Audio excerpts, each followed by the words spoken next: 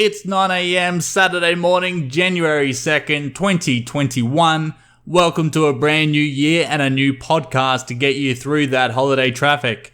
I'm Josh Tyndall and this is Good Morning Movies.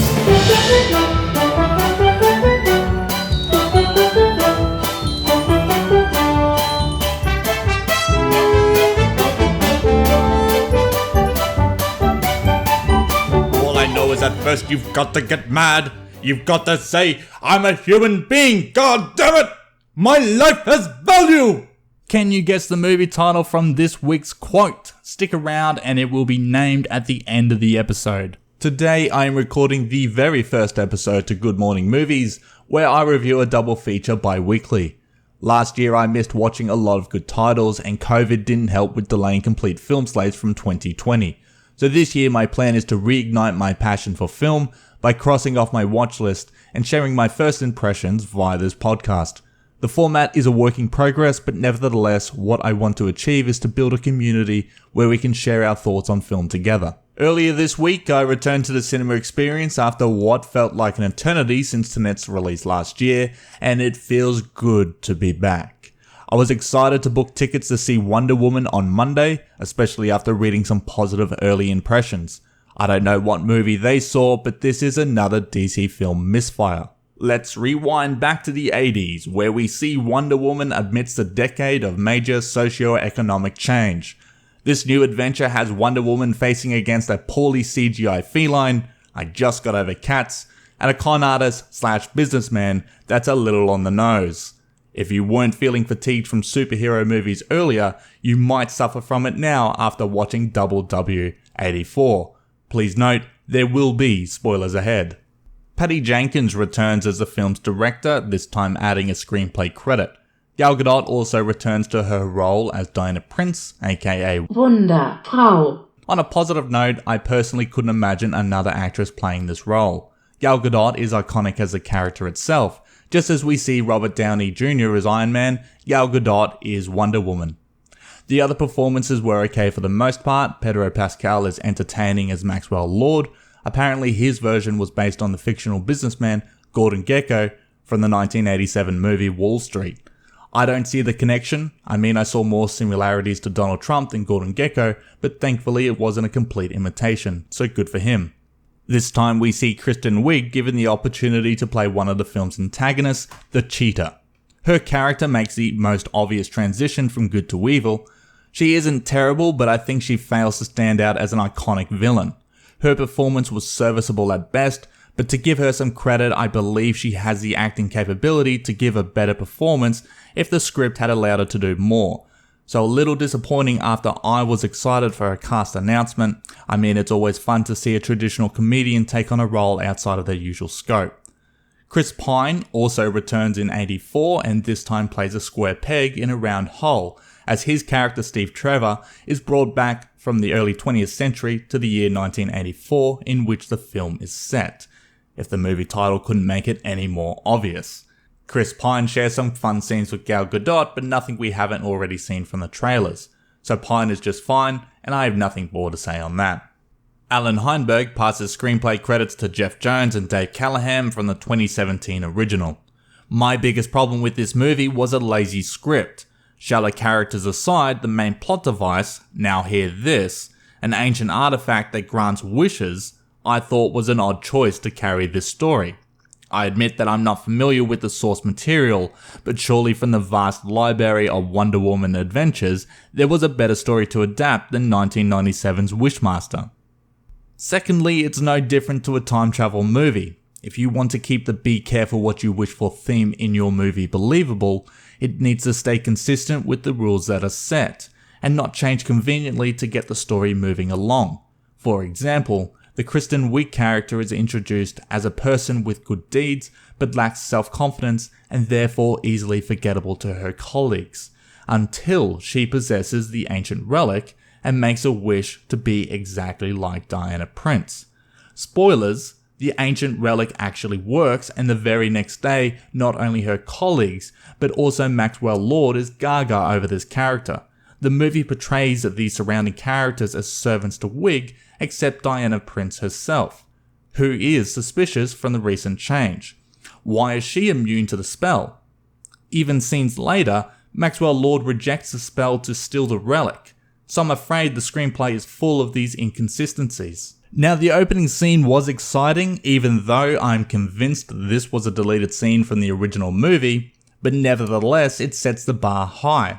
We see epic wide shots of the Amazon homeworld with a Hans Zimmer score hitting all the right notes. A very welcome return after Zimmer would retire from composing superhero movies after the 2016 Batman v Superman: Dawn of Justice. In this opening sequence, we see a young Diana Prince compete against other adult Amazonians as what could be described as their version of an Olympic event. Naturally, young Diana doesn't sweat any sweeping obstacle in her path and leads for majority of the race until she is knocked over by a tree branch with leaves. Look, I don't necessarily buy that, but okay. I don't have a problem with the fact that our hero can get through these godlike hurdles only to be stopped in her tracks by a fucking tree. What I do have a problem with is at that exact moment of losing ground, young Diana is graced with the convenience of a shortcut that would bring her back on top. This is the first of many convenient solutions to keep the story moving along. As I said, it's a lazy screenplay. I'll give another example, and this is at the end of the movie, so I'll provide some context. When Maxwell Lord obtains the ancient relic, he wishes to become the relic itself, so his power of granting wishes become an endless supply. So moving ahead, his power-hungry ego takes him to broadcasting himself to every television set globally. I swear I am not writing this with crayon, this is actually in the script. So from here, he grants the world to make their own wish, and in return he steals their life force. Now before I go on, I want to make a mention to the introduction scene that sets the 80s. For the most part, this sequence was pure camp. If I had to guess, I think it was trying to pay homage to the Linda Carter Wonder Woman TV show from the 70s. Now I haven't seen that, but I'm sure it was colourful. Personally, I didn't care for this setup, but I can accept why it is there. However, by the time we get to the end of the movie, the tone is dangerously reaching Joel Schumacher levels. Yes, as an audience we want a vibrant film for this character, but is this really where we want our next generation of superhero movies to go? So, at this point, Lord's strength becomes unstoppable with an impenetrable force field. By this time we know as an audience that his defeat will come if he should renounce his wish. So moving on, Wonder Woman attempts to break through the force field with her lasso, but she fails twice. It's also worth noting that her attempts are shown on screen. So how do you think Wonder Woman stops the unstoppable? Well, at the verge of her defeat, Maxwell renounces his wish from the power of Wonder Woman's lasso that somehow broke through the impenetrable force field off screen.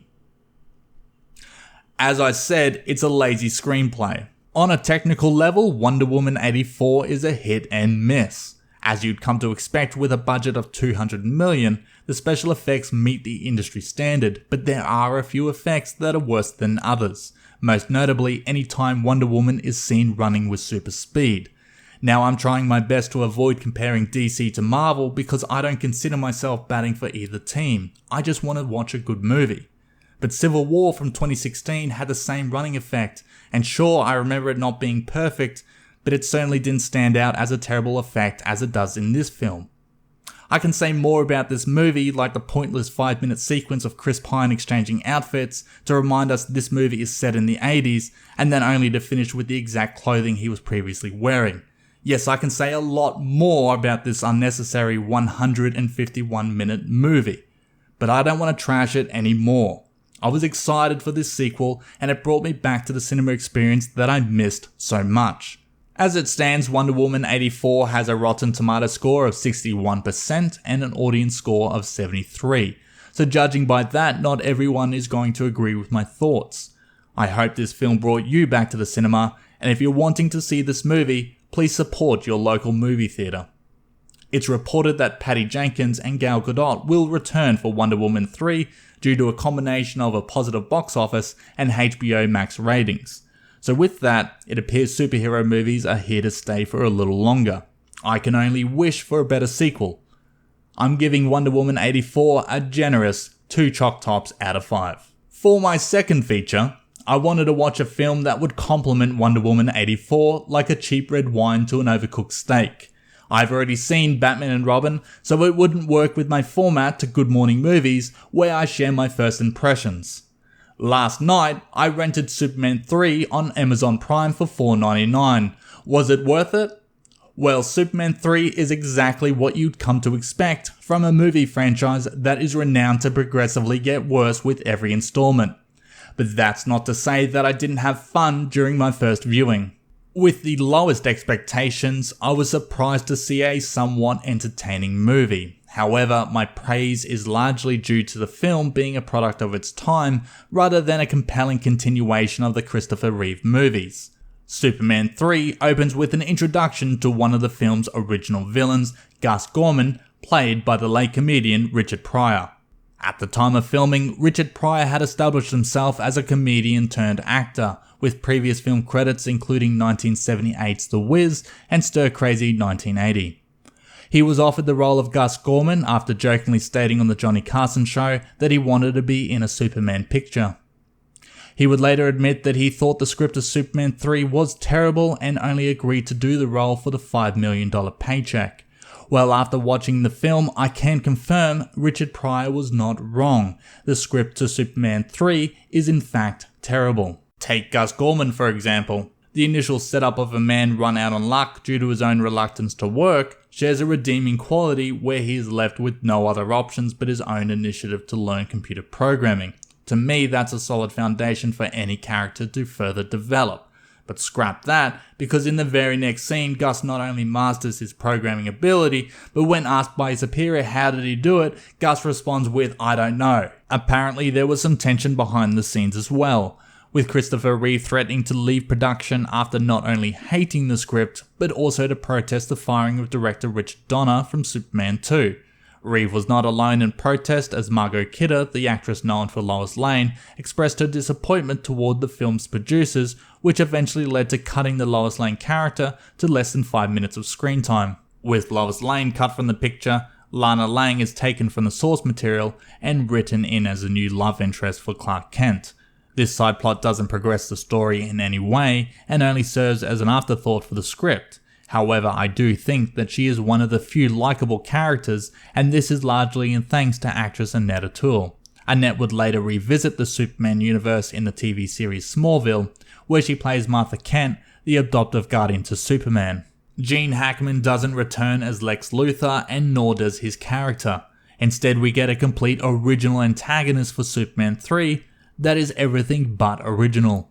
Ross Webster seeks for world domination and plans to eliminate Superman in order to achieve his goal. Sound familiar? That's because Ross Webster is essentially a carbon copy of Lex Luthor from the previous films. Now enter Richard Pryor's character Gus Gorman. After being caught for hacking and stealing funds from Webster's company, Ross Webster identifies Gorman and his new programming ability as a valuable asset in overriding a weather satellite to capitalize the coffee industry. And he would have gotten away with it too if it wasn't for that meddling Superman. So naturally, our duo of antagonists form a plot to kill Superman with a manufactured chunk of kryptonite. Only it doesn't kill him, but alters his persona to the everyday man, and this is where we get some unintentionally laugh out loud moments. If you haven't already seen it, I'm not going to spoil the fun, just watch a clip reel and you can thank me later. So while Superman is distracted with blowing out the Olympic flame, Ross Webster starts construction on a supercomputer designed with scribbled magazine clippings as legit blueprints, because that's logical. Anyways, on completion, the supercomputer has the ability to defend itself against any foe, and with a major plot device such as this, it's obvious where the story is headed. Superman eventually snaps out of his altered persona in an overly drawn out fight with himself. And now that our hero is back, he somehow locates the villain's hideout. Don't ask me how, I wasn't really paying attention at this point. But now it's time for the big finale, and it's not long before we see the computer unmatched, with locking Superman in an airtight bubble that somehow suffocates him, even though we've seen Superman breathe in outer space from the earlier films and later again in this film. By this stage, I'm not really surprised. I've gotten used to the script contradicting itself. So, in a final effort to eliminate Superman, the computer learns how to manufacture a working kryptonite. It doesn't appear much hope is left for our hero until Gorman has a change of heart and helps destroy the computer he designed. It's not exactly clear what happens to Ross Webster in the end. The film just forgets that he was actually there. But Gorman finds redemption and Superman reverses any wrongdoing that his altered self caused. And just when you thought the movie couldn't get any worse, the film ends with a butchered version of the John Williams classic theme. So with the obvious downgrade in special effects, phoned in performances, and some out of nowhere KFC product placement, Superman 3 can almost be claimed as being so bad it's good. But I can confirm there's not enough goofy moments to recommend sitting through the 2-hour runtime. I'm giving Superman 3 1.5 chalk tops. Did you name the movie from today's quote? All I know is at first you've got to get mad. You've got to say, I'm a human being, god damn it! My life has value! If you couldn't guess from my poor imitation, it was from the 1976 film Network, starring Faye Dunaway, William Holden and Peter Finch, who at the time of filming was suffering from a failing heart. During his mad as hell monologue, Finch stopped midway from exhaustion during his second take and didn't continue for a third. The final cut of this iconic scene was edited from 1.5 takes. Peter Finch would later be nominated and win an Oscar for Best Actor, but sadly passed away before the 1977 ceremony. If you haven't seen Network, I highly recommend adding it to your watch list. In the next episode, I review Bill and Ted Face the Music with the latest Pixar animated feature, Soul. Thank you very much for listening to what I plan to be the first of many double feature reviews. If you like the podcast, you can support it by subscribing and sharing your thoughts with your very own review. Until we meet again in episode 2, bye for now.